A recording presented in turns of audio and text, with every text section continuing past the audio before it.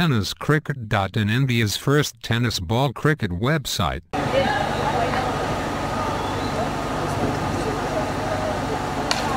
मॅचची कडा घेतली जाते. हवेत चेंडू काही काळ जरूर असणार आहे.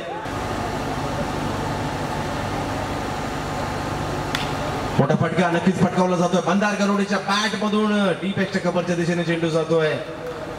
2 धावा मात्र या फटक्यावर मिळतील. मंदार गरुड 4 धावा धावफलकावर झाले.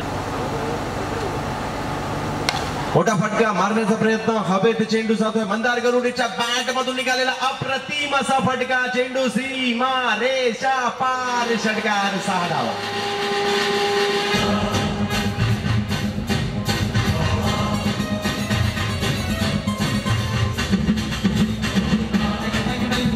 धन्यवाद.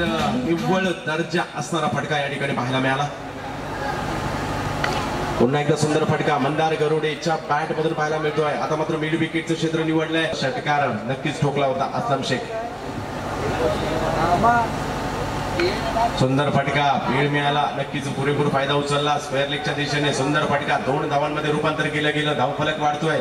जाऊन पोहोचतोय धावसंख्या. षटक 16 14 12 10 8 6 आणि आता मात्र चालू असणार आहे सामना. अंतिम फेरीचा 3 षटकांचा सामना पाहायला मिळतोय.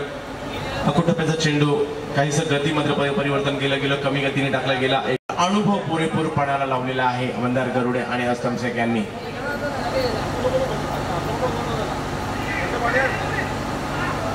सुंदर असा चेंडू परंतु शरीराचा भेद घेणारा चेंडू. 1 धाव जरूर या ठिकाणी मिळते. लेग बायच्या स्वरूपातील 16 धावांवर संघाची धावसंख्या जाऊन पोहोचते. पुढचा चेंडू सुंदर फटका. बॅकफुटला जात पॉइंटच्या दिशेने कणकणीत फटका. असलम शेखच्या बॅट मधून निघालेला जबरदस्त फटका. अंतिम विजेते पदाच्या दिशेने वाटचाल या ठिकाणी करताना पाहायला मिळतोय तो राजेंद्र 11 सांताक्रूज.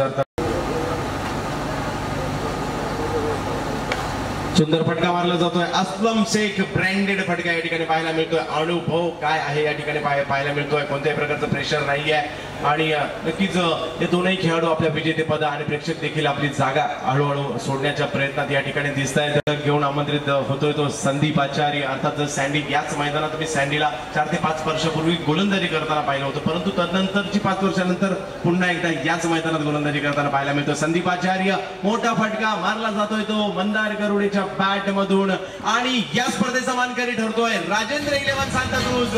टाळ्यांच्या गजरात स्वागत करायचंय राजेंद्र 11 संघ.